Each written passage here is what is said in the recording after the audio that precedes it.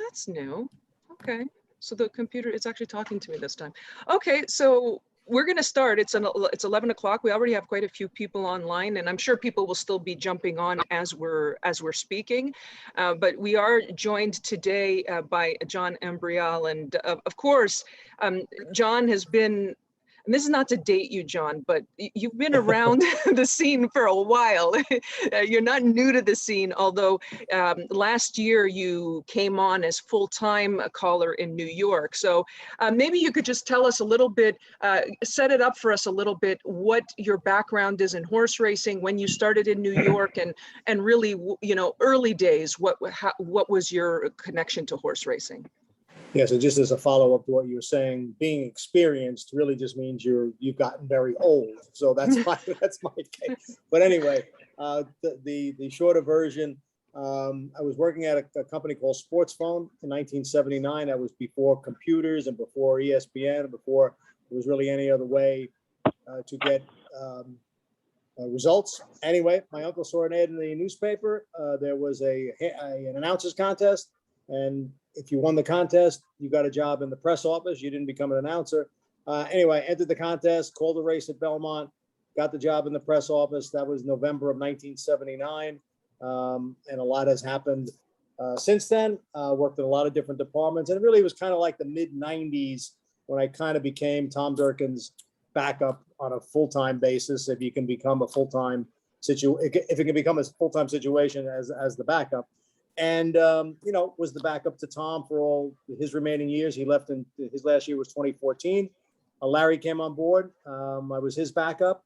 And once I got to be, you know, mid 60s, I just kind of thought, okay, well, that's it. And I'm going to do whatever I'm going to do for however longer and wrap it up. And the opportunity came about in the winter of 2020, I guess it was. Just trying to get my year straight, and got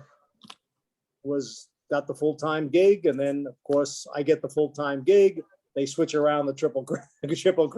They change the order. They change the distances. The pandemic happens. There's no fans, but now we're kind of getting back to where we should be.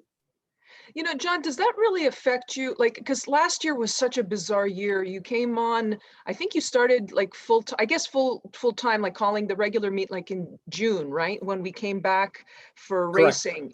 And so, obviously it was a crazy year last year. No, you know, there weren't fans in the stands. And did that affect you directly in terms of what you do and what you have to do? Or was it pretty much just the same thing for you besides all of that?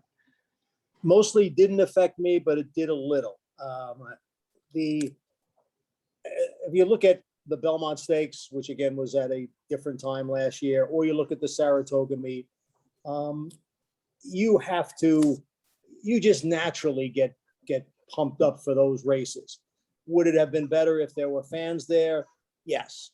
But once you're ready to go and the mic goes on, you're going to do what you do, whether there's fans in the stands or not. Now, we want the fans, and it's going to be a lot more fun at Saratoga this year. Also, the booths are different. Belmont, you are basically enclosed. You're way up on top. You can hear the fans when there's a big crowd, but that really is only the case, to be blunt, for a couple of days at the Belmont meet.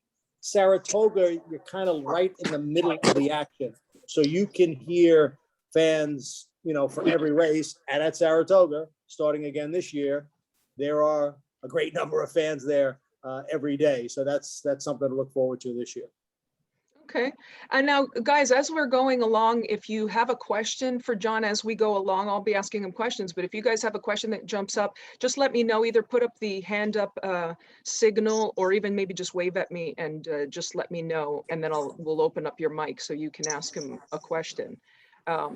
But I see Tom Durkin. We know we're going to bring Tom into this conversation in a minute.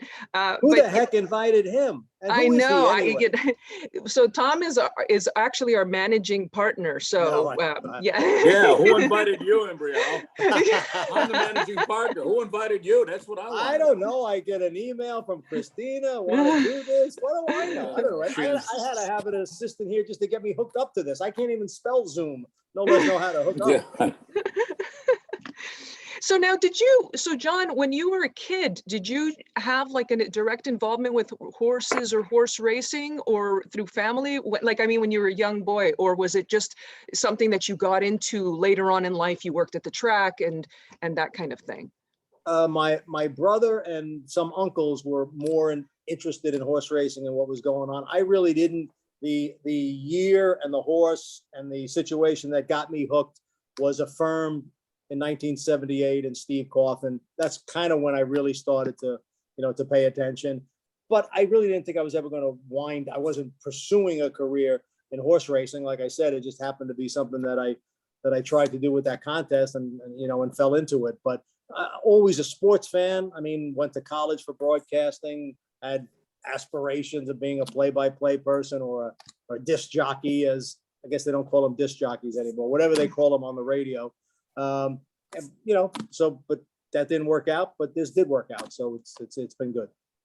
Do you think it's something that has to come to you naturally in terms of the announcing? Is it something that you find that some people just have a stronger, and this is obviously a question for Tom as well, but is it something that you have just a stronger grasp to it, or is it really a learned skill? I think it might be a combination. I mean, I never thought of being an announcer, a racetrack announcer, up until the time I got to the track and really entered the contest. That really had never entered my mind. I guess whatever particular voice you've been blessed with has an effect or an impact on whether or not you can pursue this particular line of work. But if you listen around the country to the different announcers, boy, there's a great variety of voices and types and different approaches.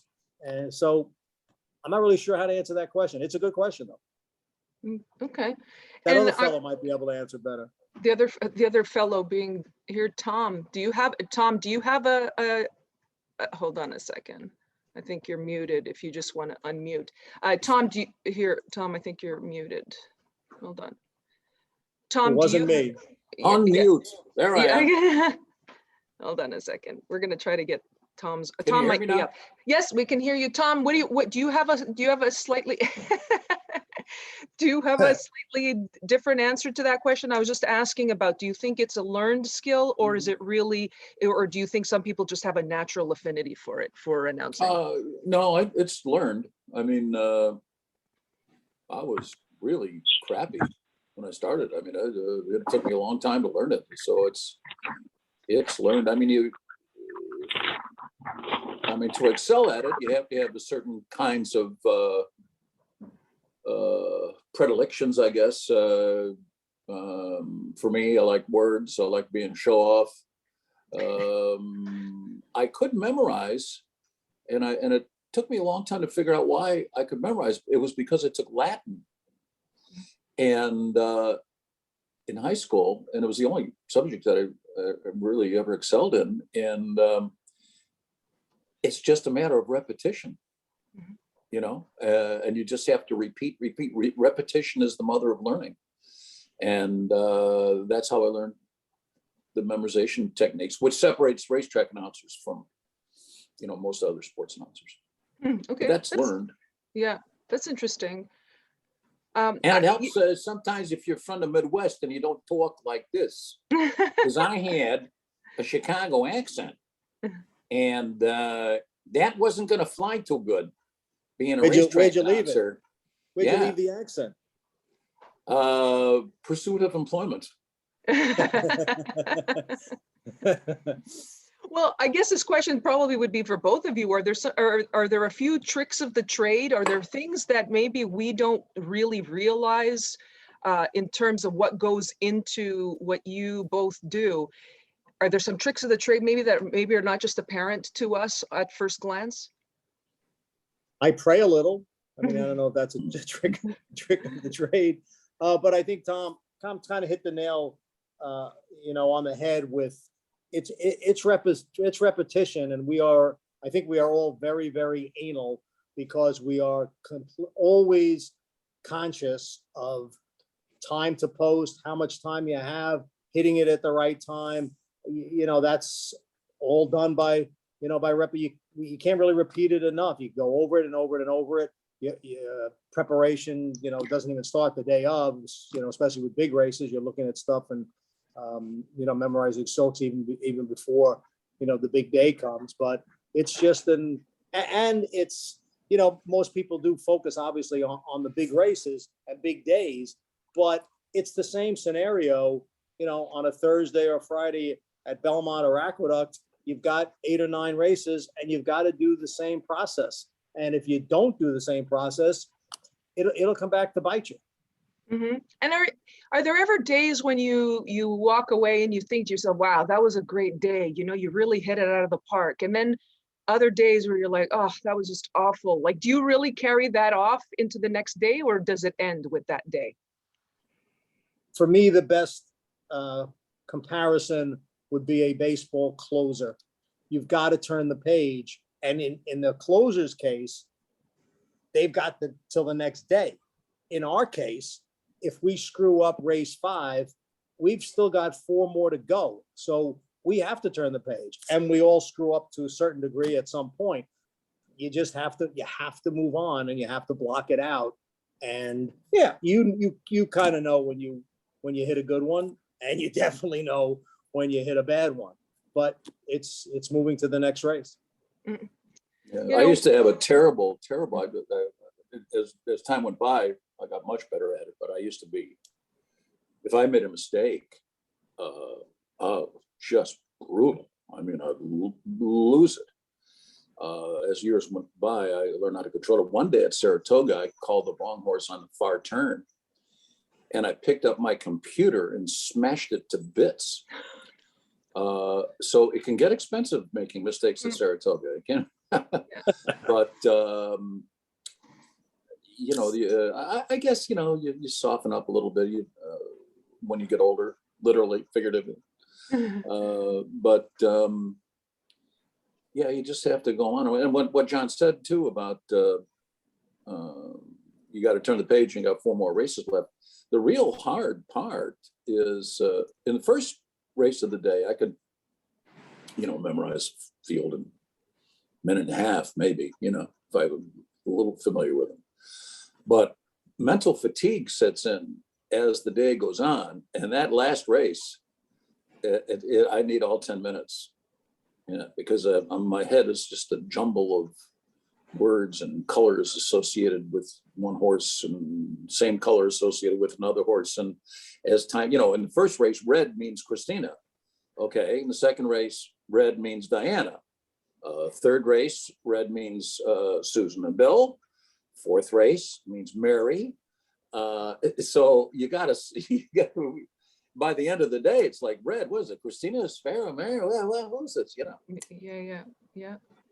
Yeah, it does seem like it would be challenging. And I mean, on a different degree, like I used to do the announcing, like not announcing, like I was a commentator and I would do Gulfstream in that. And the mental fatigue, especially after a long week and long days, by the end, your brain is just fried, so you just get so I can't, you guys really still have to maintain your focus to really be on point. But yeah, now let me ask John, I mean, you took some time off, right? Before Saratoga? I took what, time off just recently, you mean? Yeah. I took 1 day. Oh, was that it? Okay, because I took 1 day. Yeah, last Thursday. John's doing a Frank Miramati imitation. It's supposed to be the other way around. Yeah, exactly right. And by the way, getting back to your point with the colors, one thing Tom pointed out to me, which I never thought of, because he called harness racing at the Meadowlands as well, and those silks, right, were the same for the drivers in every race, right? Yeah. Harness racing is a lot harder to call than thoroughbred racing, believe it or not. That's amazing. And again, how do you so then what do you, with the harness horses, what do you do? What are you memorizing? If you're not memorizing the colors, are you memorizing the silks? Is that it? Pretty much, what do you look at, Tom? you look at the colors, and you can also see harness racing. You can see the saddle pads a bit. Thoroughbred racing, you can't, because if one horse gets to next to it, you can't. I've never looked at a saddle number ever in my life doing thoroughbreds, because but in harness, you can kind of do that because there's spacing between them. But I didn't like to do that, because if you go to the numbers, then you got to look down at your program, and you just don't want to do that. Okay. I guess, so John, have you, and this really, it was so strange, because I was doing a little background reading and checking, just to see like some of your, where, some of the things that you did earlier in your career, and, people that you were involved with. And it was so strange, because as I was reading about, the name Harvey Pack came up. And then yesterday, lo and behold, like within an hour that I'm doing this research, I see that Harvey Pack just passed away. And, obviously Harvey I know that he factored into your career, but can you tell us a little bit about some of the people who really factored into your career, including Harvey, and really what you maybe gleaned from each of them, up until where you are today? Well, and I've said this many times before, and it's got nothing to do with the fact that he's sitting there too, but I've been surrounded by some of the tremendous talents in horse racing. My first real kind of gig was to sit in on the weekly Frank Wright show on the production meetings, and I would kind of help him with any video that we had. So I got to know and sit in on the weekly OTB show, I guess is what they called it, with Frank Wright, Charles C. Canny, Marshall Cassidy, top-notch producer and director. And just, you learn by observing. And, that was a tremendous thing to do. Then, Marshall Cassidy clearly, worked with me on a regular basis, really. I would go next door, I remember at Aqueduct, and record the race into record it into a recorder, and then I'd go into the booth with him, and he'd watch it back with me and make comments, good and bad, to try to help me out. And then the fall of 1990, Tom comes along, and like I said before, kind of mid 90s, became his backup. And we never really sat down and discussed things. But probably the most relevant thing that he said to me was that don't listen to him. Now, I had to listen to him based on what I was doing. I was involved in TV shows and stuff like that. But what he was saying was, create your own style, be yourself. And it's very hard, because he had so many catchphrases, very hard to stay away from those. And I really consciously have tried to stay away from those. But then you just watch his preparation, you watch how he does things, and you can't duplicate, his calls, but you learn from how he went about things. And then, of course, Harvey, the same thing. I made, a comment that Dave Brenning called yesterday after he had passed away. And Harvey was tremendous at just doing things off the top of his head. He very, very rarely made notes. And that was good because, well, he was able to do it, but it came across as being so natural because he wasn't going by any script. And that was one of his charms, really. And of course, there wasn't anything he wouldn't say, which was also one of his charms. He had a great wit, and and he was a big influence. And I'm sure there's other people that I'm not remembering right now, but I've been tremendously lucky just to be around the people that I've been around. Well, do you also think that's a function of being in New York as well? Because New York obviously had some tremendous talent in every regard, whether it's training, riding, announcer, really it's been, New York really does have a very unique, but also a lot of the best end up in New York, don't they? I mean, no question, when you start to bring up, trainers and jockeys and stuff like that, going back, being able to watch Cordero and Georgie Velasquez and the great riders back then, and Pat Day, and then the trainers with Woody and Mac Miller and the names that I'm not remembering right now, but surrounded by that. And I think from the announcing standpoint, there's really two ways you can do it. I got lucky. I was able to I left for 6 weeks to get booed in Chicago, Tom's hometown. But besides that, I was able to stay in New York, as a backup all the years. the other way you can do it, obviously, is to go like Tom did, and start at smaller places and then build your resume, and move from there. I was lucky enough to remain in New York for 99% of the time. Now, you mentioned earlier, so everybody, I'm not sure if, because some people have been jumping on as we went along. If anybody has a question, please let us know, either wave or put the hand up signal. Oh, I think somebody actually does have a question for you. Hold on. Ray, did you have a question? Hold on. I think somebody might have a question. Let me try to get Ray. Ray, did you have a question that you wanted to? Here, I'm gonna let you know if you can unmute, and then you can tell me if you wanna. Ray, did you have a question for John? No, I didn't. I'm just Oh. enjoying listening. I don't know if I did something by accident or not. Oh, okay, no problem, no problem. Again, if anybody has a question, just let us know, and then we'll just let me know, and then we'll put you through here. But you mentioned, John, you mentioned Affirmed Denali Dar. So you actually saw Affirmed Denali Dar. You were there, that you actually saw them, not on TV, right? You saw them in person, correct? Well, a few races when they were 2-year-olds at Belmont. Mm-hmm. And then I was there for the Belmont Stakes in 1978. Yes. Okay. Now, were there any other horses that really stand out to you that you felt like might have been either the best horse you ever saw race, or maybe one of the best, but really something that had an impact on? Well, I was lucky enough to see the Seattle Slew Belmont as well.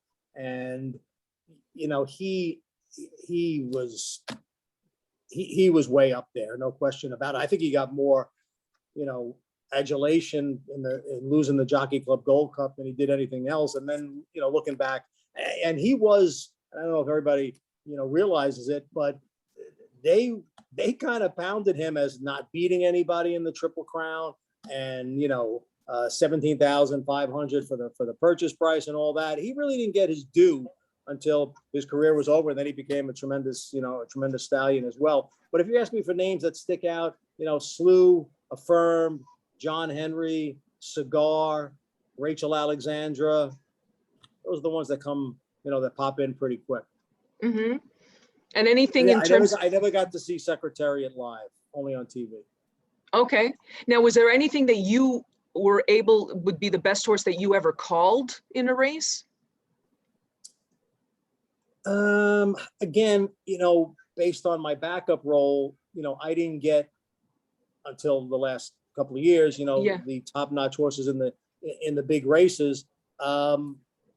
Maybe the 3-year-old this year is going to turn out to be something special. I don't know, essential quality. So I'll hold off on that until I back it in to figure out who might have been the best one I was lucky enough to call. Okay.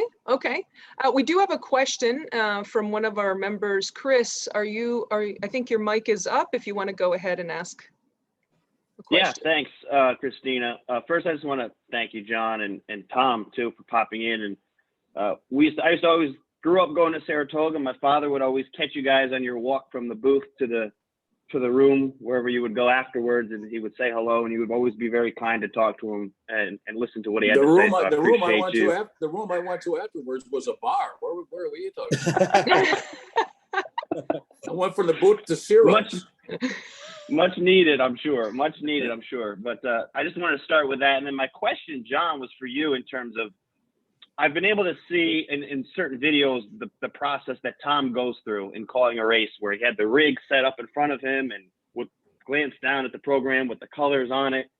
Is there did you adopt that style? Do you have your own method of doing it? Do you just watch the horses going around? That was my first question. My other one was, you mentioned the process of preparation for a certain race day and memorizing. What is that process like that you go through? And does it start the day before? What is like that day in the life of a race caller in terms of the preparation for the race day's races? To your first question, when I was working under Marshall, he didn't color his program, and neither did I.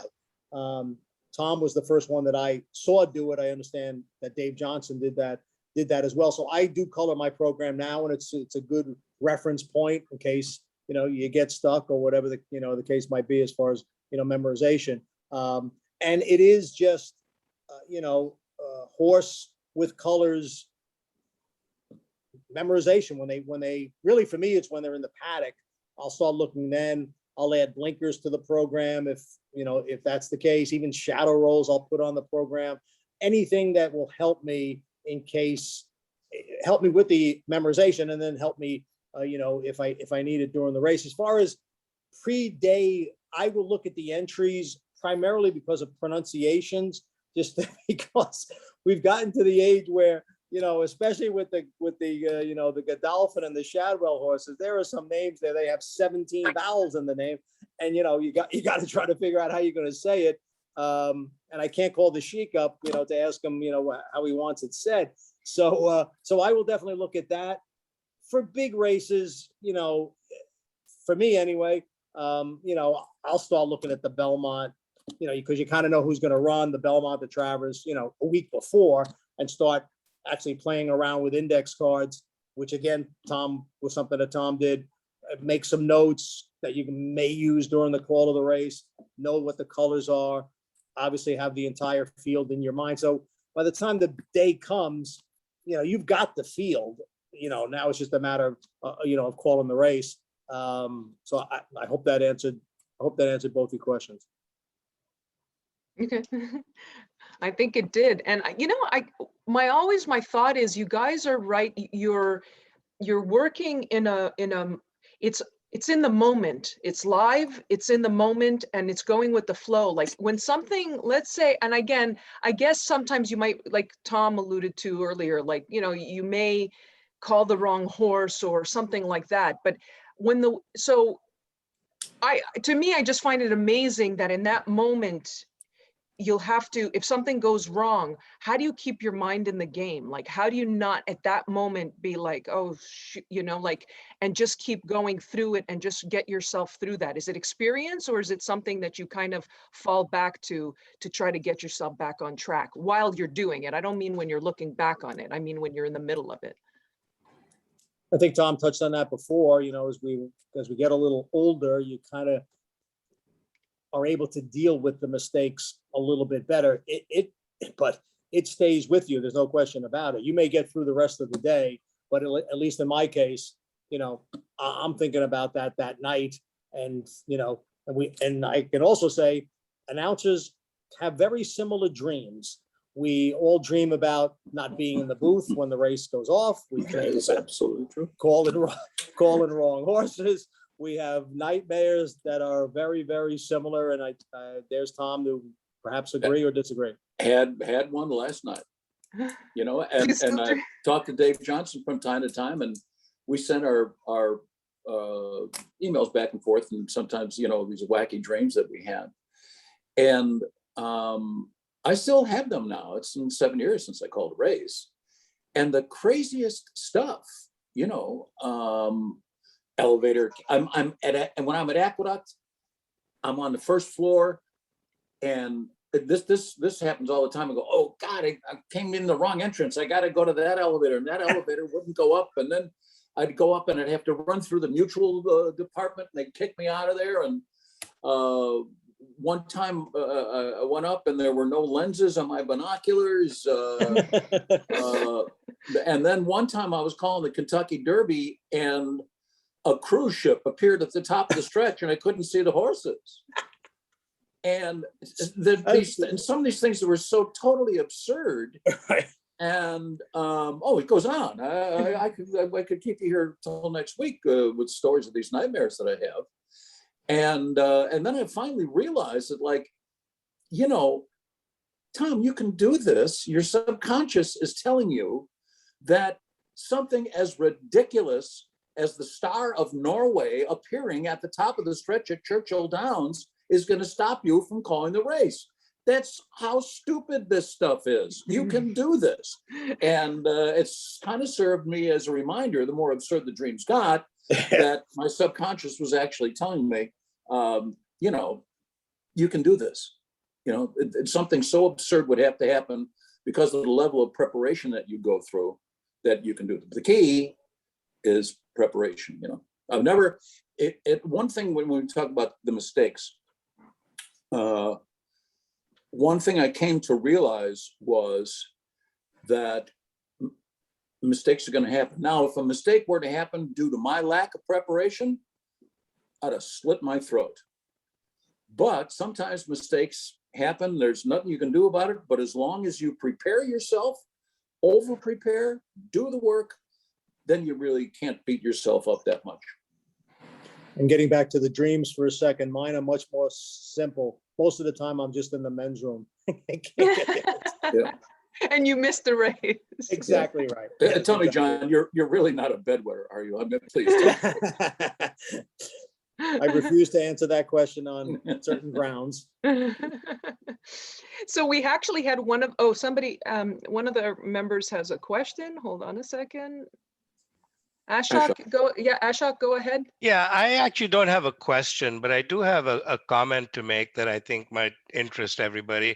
The other day on America's Day of the Races, the commentators were having a little discussion about calling a race. And I think it was Andy Serling, if I'm not mistaken, who basically said that it's the toughest job at the track, bar none. And one of the sort of accidental experiences that I had, in fact, on the same day, is that I had the TV on in the living room, and I just happened to be in the kitchen during one of the races that wasn't really that interesting to me. And so I was listening to your call, John, and I got to tell you, it created this mental picture in my mind where I didn't actually need to see the TV. I didn't need to see the race. Your call was so good. And I consider both you and Tom and other race callers really as storytellers, right? And you tell 9 or 10 stories every day. Each one is about 1.5 to 2.5 minutes long, and they're all different. And as I said, when I heard your call, I didn't need to see the TV. You just created that mental picture that really replaced whatever was playing on, in the video on television. And I would encourage everybody to do that once to really understand how good these guys are. Good. Well, I will not get a bigger compliment than that. So I thank you very much for that, for your kind words. That's really what we try to do. Sometimes we succeed, sometimes we don't, but thank you very much for that. Now, didn't you work in the press office back in the day? Did you find that maybe early days working in different capacities in racing? And I don't know if you were, because you were on the notes team, weren't you also doing notes at one time? Well, we did backstretch notes, sure. Backstretch notes and stuff. So there was some level of writing that you did. Do you find that maybe, to what Ashok was saying, does that help now when you actually have to write something in a concise fashion? Do you find that carries over when you actually have to express yourself verbally? And this is a question for Tom as well. Well, to be blunt, I was and never will be a great writer. Mm-hmm. That's to my buddy over there. That's who is really the linguist and the student of the English language. And by the way, he hasn't said it here. I know he said it before, but he used the dictionary every single day that he called. That's not something I do, but I hope that I can still, emit the right words during the call of the race. As far as your question is concerned, I think, and I never really thought about that. I'm not sure if it did help. It certainly didn't hurt. The many departments that I've worked in, I think all just kind of added a little bit to wherever I am right now. I think that's one thing that's really lacking right now, is that people don't have the opportunity to work in different departments and really understand a lot of things that go on at the track. I never worked in mutuals, but I did pay attention to wagering and stuff like that. You need to know just basically what pools you're going to lose if there's a certain amount of scratches. As simplistic as that sounds, sometimes it gets a little confusing. So I think all the different departments that I have worked in simulcasting. You get to deal with and talk to other tracks. The press office that you spoke about, I worked on the very first media guide that we put out, and went through all kinds of files about Belmont Stakes traditions and Belmont Park traditions, and it all builds to your individual resume. And I think throughout the years, it certainly has been a plus. Okay. What I did, John and I had different paths. I came up through the bush tracks, Quad City Downs, Miles Park, Cahokia Downs, Fairmont Park, the Waiawega County Fair, places like that. And when I worked at in Balmoral Park, and when I worked at Tampa Bay Downs, when I worked at those places, you had more than one job, So for instance, at Balmoral, I was the track announcer, I was the morning line maker, I was the director of publicity, and the director of promotions. Wow. And in between meetings, I cleaned out stalls in the backstretch. So that it was different. Now, when you go to New York, I have an assistant. You mean, when I worked at the Meadowlands, I was Dave Johnson's assistant, and we had 3 announcers. So it's a different experience depending on how your career path is. Okay, that's interesting. I mean, and again, I think in racing in general, I find a lot of tracks and a lot of, maybe not at the bigger tracks now, but you do find yourself having to multitask and to do a lot of different things. Mm-hmm. So I think that's a really, really good point. But I also, when I worked at the Cahokia Downs and also at Tampa, I was the public handicapper for the St. Louis Post-Dispatch and the public handicapper for the Tampa Bay Tribune. Now, it wouldn't look good if the track announcer had his picks in the paper every day. So I had a pseudonym. My name as a handicapper was Dirk Thomas. Very nice. Selections by Dirk Thomas. I want to say a little bit, that sounds like a porn star there, but Tom. But you know I what? have other talents. But so John, one of the members had emailed and asked to ask you a question. Now, this might be putting you a little bit on the spot. You might have to, I'm going to leave it to you how you want to frame this. But basically, they were asking, if you were going to have a dream traverse, like a dream race, and that you have to pick a handful of runners that you would want to see in this particular traverse, this edition of the Traverse. Who are some of the horses, 3-year-olds, that you saw maybe throughout your career, maybe the last 30, 40 years, that you think would have been in that particular dream, that dream matchup race? Well, of the ones that, I actually would be more interested in seeing the ones I didn't see. I mean, I would love to have seen, Citation and, oops. Great. Hold on. Do we need to mute you there, Tom? Yeah. Okay, okay. Sorry, go ahead. Okay, Go there he ahead. goes. We lost Tom for a minute. And just as a heads up, Christina, I've got another thing to go to in about 4 minutes, if that. Okay, that's is fine. That's fine. Yeah. Okay. Yeah. So anyway, get back to the question. Clearly, clearly Secretariat, the ones I mentioned before, Seattle Slew, Affirmed, American Pharaoh. Trying to think if there's I like Holy Bull, when he ran a great Travers. Trying to think of any ones that to me, you've got to keep those special ones special.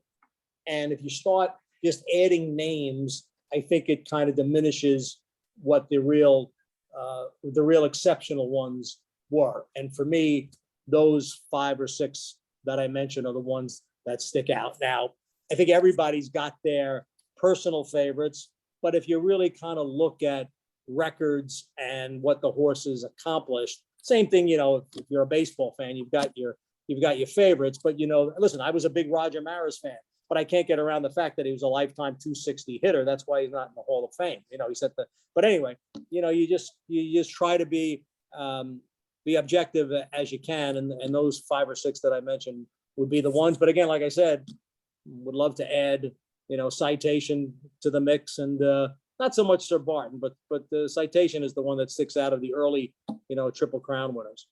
Okay.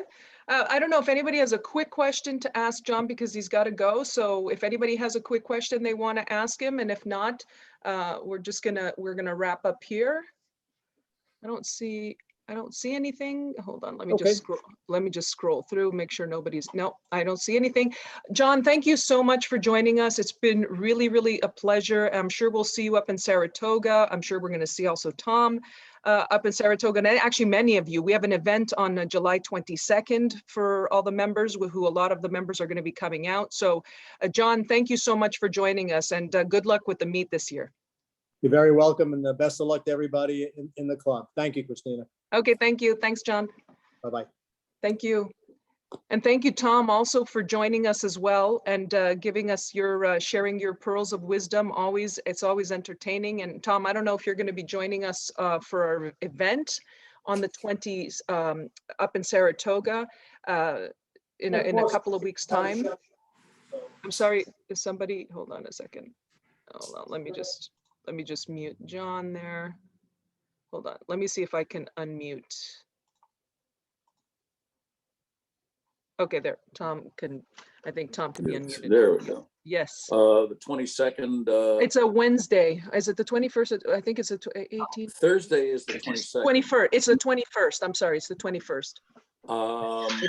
It's a Wednesday. I've got a speech I got to give at 5 o'clock, so I'll try to get over there. Okay, yeah, we're gonna do a morning workouts. We're gonna be out there in the morning workouts, and then we're gonna do an afternoon at the races. So whatever you can come to, that's great.